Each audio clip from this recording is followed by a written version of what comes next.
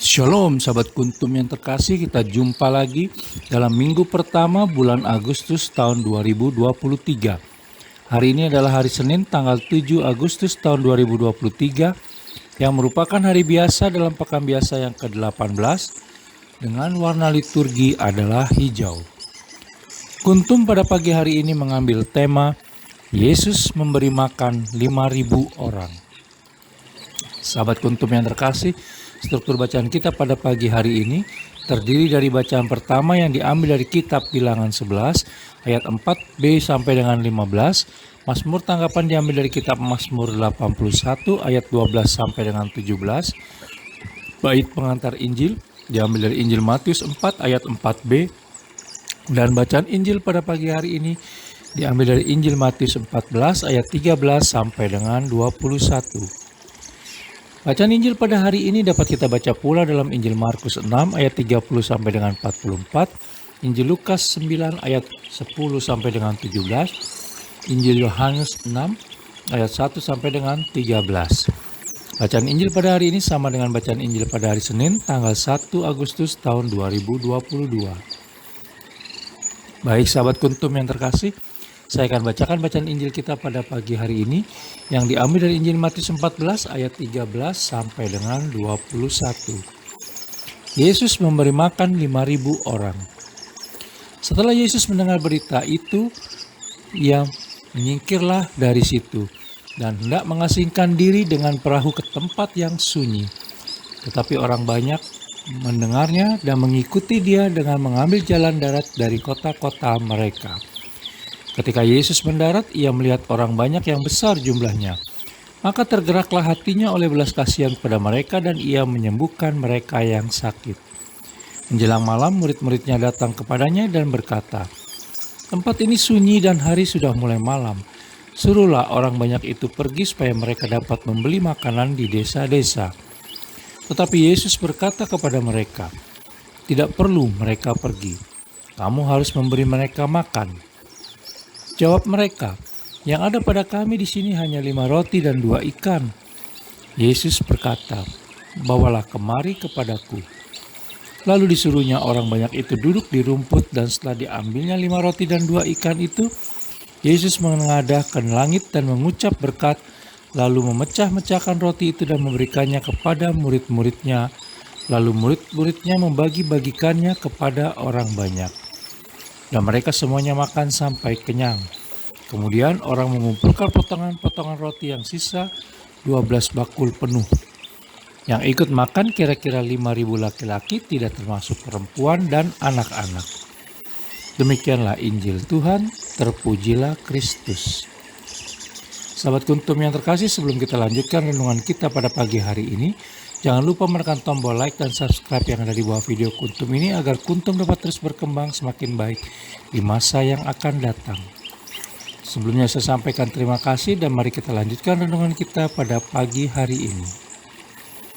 Bacaan Injil pada hari ini yang diambil dari Injil Matius 14 ayat 13 sampai dengan 21 begitu populer di kalangan penikmat bacaan Injil dan umat, yaitu tentang tindakan kasih Yesus Kristus memberi makan kepada 5.000 orang laki-laki, tidak termasuk perempuan dan anak-anak. Mukjizat Yesus Kristus tersebut adalah satu-satunya mukjizat yang diceritakan oleh semua Injil, karena juga terdapat pada Injil Matius 14 ayat 13 sampai dengan 21, Injil Markus 6 ayat 30 sampai dengan 44, Injil Lukas 9 ayat 10 sampai dengan 17, dan Injil Yohanes 6 ayat 1 sampai dengan 13. Ada 2 versi pemberian makan, yaitu kepada 5.000 orang dan kepada 4.000 orang. Sebagaimana kita bisa baca dalam Injil Matius 15 ayat 32 sampai dengan 39 dan Injil Markus 8 ayat 1 sampai dengan 10. Sahabat kuntum yang terkasih, terlihat jelas bagaimana Yesus Kristus begitu mengasihi manusia sama seperti Allah Bapa di surga, sebagaimana yang kita bisa baca dalam Injil Matius 14 ayat 14. Yesus Kristus tidak hanya memberikan makanan rohani, tetapi juga memberikan makanan jasmani kepada domba-dombanya, sebagaimana tertera dalam Injil Matius 14 ayat 16 sampai dengan 20. Dalam tradisi Yahudi, pengajaran dan makanan bukan merupakan 2 hal yang saling bertentangan. Sebab makanan dan minuman sering dijadikan lambang kebijaksanaan, sebagaimana kita bisa baca dalam kitab Amsal 9 ayat 5 dan kitab Sirak 15 ayat 3, kitab Sirak 24 ayat 19 sampai dengan 21. Sahabat Kuntum yang terkasih, Allah Tritunggal Maha Kudus adalah kasih, sebagaimana kita bisa baca dalam Injil 1 Yohanes 4 ayat 7 sampai dengan 10. Oleh karena itu, maka kasih dan sikap saling mengasihi adalah ciri khas anak-anak Allah Tritunggal Maha Kudus, mengingat bahwa kita ini berasal daripadanya. Allah Tritunggal Maha Kudus yang adalah kasih harus kita kenali dan pancarkan dalam pola laku hidup harian kita. Dan itulah tanda bahwa kita sungguh-sungguh mengenal Allah Tritunggal Maha Kudus. Kita harus mampu hidup dalam kasih. Kemampuan tersebut kita miliki didasarkan pada Allah Tritunggal Maha Kudus yang lebih dulu mengasihi kita melalui dan di dalam Yesus Kristus.